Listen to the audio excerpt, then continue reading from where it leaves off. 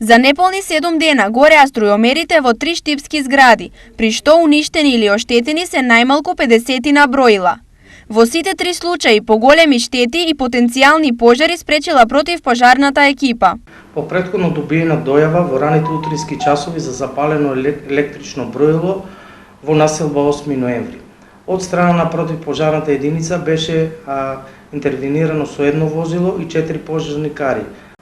Ово веќе се случува во краток временски период трета стамбена зграда со истиот проблем со запалени електрични броила. Од наша страна беа известени ЕВН, полицијата и кримтехник. Причините за овие хаварии се утврдуваат и од страна на полицијата, од која во врска со опожарените броила изјавија. Надлежните екипи од секторот за внатрешни работи Штип беа на увид со цел утврдување на причините за пожарите. Велат од полицијата.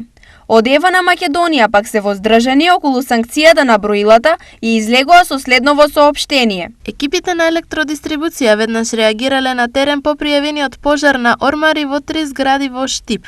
Во случајот ормарите не ги поседува ЕВН, тие се во приватна сопственост на сопствениците на објектите.